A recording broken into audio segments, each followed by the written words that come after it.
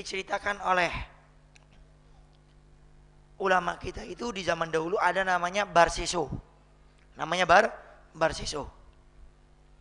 Barseso ini diceritakan adalah seorang alim, ahli ibadah, muridnya banyak, pintar-pintar, alim-alim. Bahkan dia dikatakan setiap harinya ibadahnya 1000 rakaat setiap hari, tidak pernah ketinggalan. Sampai suatu saat syaitan datang kepada dirinya. Kemudian syaitan ini menyamar menjadi muridnya, yang dengan tujuan syaitan ini menyamar ingin melesetkan atau ingin menggoyahkan iman Barseso, sehingga berbuat kejelekan. Kemudian dia masuk neraka jadi temannya syaitan. Walhasil kemudian setelah itu syaitan ini menyamar jadi muridnya.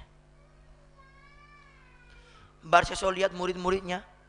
Kemudian Barseso melihat syaitan ini gak pernah dilihat, karena syaitan murid baru dan menyamar seperti manusia, seperti orang biasa. Kemudian Barseso lihat murid ini kok luar biasa. Kenapa? Dikatakan Barseso ini sholat sunnahnya setiap hari ini 1000 rakaat. Syaitan ini sholatnya lebih daripada 1000 rakaat.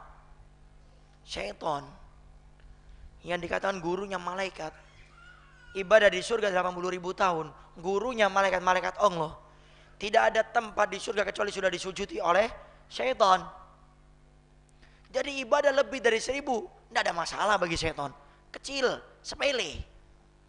Barseso ngelihat syaitan ini yang wujudnya sudah menjadi muridnya, ibadah lebih daripada 1000, kaget. Oh, ini kok orang luar biasa.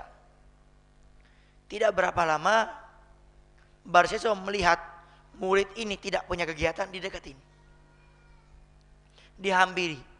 Kemudian ditanya, wahai muridku, amalan apa yang kau miliki sampai engkau ini kalau sholat sunnah lebih daripada 1000? Kira-kira boleh tidak engkau berikan ilmumu kepadaku agar aku bisa sholat lebih daripada 1000? Ilmu apa yang kau miliki? Maka syaitan ini yang menyamar jadi muridnya mengatakan, oh, ada, tapi ada syaratnya. Apa syaratnya? Kalau kamu lakukan kamu bisa seperti saya. Apa? Akan saya lakukan apapun syaratnya. Tapi asalkan kalau saya lakukan syarat tersebut, saya bisa ibadah seperti dirimu. Oh, bisa. Apa syaratnya? Kamu harus membunuh orang. Kamu harus membunuh orang.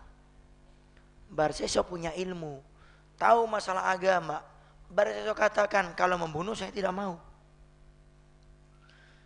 Membunuh itu suatu dosa. Bahkan membunuh itu dosa yang besar. Maka kata Barseso, aku tidak mau. Ya sudah. Kalau kamu tidak mau, yang kedua, apa itu? Berzina. Kata Barseso, aku tidak mau. Berzina itu dosa besar. Ya sudah, yang ketiga, apa itu? Minum minuman keras, minum khamar. Kata Barseso, aku tidak mau, karena minum minuman keras itu juga dosa besar. Ya sudah, kata syaitan, yang terakhir, kalau kamu nggak mau, nggak usah. Apa itu? Minum minuman keras 1 gelas kecil saja, 1 teguk. Kalau kamu mau, maka setelah itu kamu bertobat kepada Allah, maka engkau akan diampuni oleh Allah. Kemudian engkau akan bisa ibadah seperti saya. Mikir Barseso, oh, cuma segelas, cuma 1 gelas, seteguk, bukan 1 botol. Apa? Diremehkan dosa oleh Barseso. Ingat Barseso, alim, ahli ibadah, muridnya banyak, alim-alim lagi. Tapi gara-gara meremehkan ini, apa yang terjadi?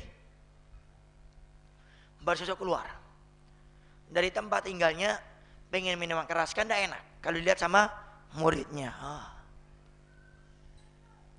Dia berjalan sampai ke jalan jauh sekali, sampai bertemu dengan warung kecil ada di pelosok kampung.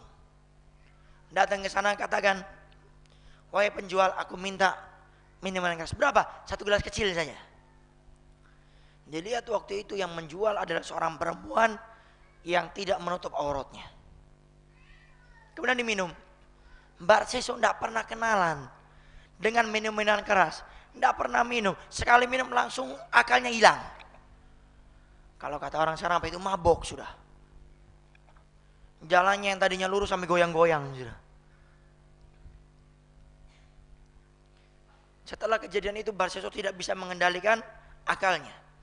Sehingga kalau akal tidak bisa dikendalikan, hawa nafsunya menyetir. Hatinya sudah ditundukkan oleh hawa nafsunya menyetir dirinya. Sehingga waktu dia melihat perempuan ini yang tidak menutup auratnya, terpancing hawa nafsunya sehingga dizinai. Perempuan itu dizinai. Setelah dizinai, suaminya datang. Tidak terima. Istrinya dizinai, suami ini bawa pedang. Kemudian Mbak Seso mau dibunuh. Mau dibunuh dengan pedangnya, tiba-tiba pedangnya dipegang sama Mbak Seso, ditusuk balik. Sehingga suaminya meninggal dunia. Apa yang terjadi? Minuman keras, berzina, membunuh. Sampai para ulama mengatakan minum minuman keras dosanya lebih besar daripada membunuh dan berzina. Kenapa? Karena itu menjadi sumber untuk maksiat-maksiat yang lain. Karena hawa nafsunya akan naik, akalnya akan hilang. Maka setelah itu syaitan menyamar menjadi warga kampung, warga kampung. Tuh di warung sana tuh ada orang namanya Mbak Seso. Dia itu membunuh kemudian berzina. Tolong adili mereka. Yang betul, iya. Datang. Sampai di sana ternyata benar. Mbak Seso berzina, kemudian membunuh orang, ditangkap. Setelah ditangkap itu Mbak Seso, kemudian diadili. Kemudian Mbak Seso disalib. Ditaruh di tengah-tengah lapangan. Sampai Mbak Seso sudah tidak kuat lagi. Sudah Mbak Seso mau meninggal dunia. Setelah Mbak Seso mau meninggal dunia, syaitan datang kepadanya. Membawa apa? Membawa segelas air.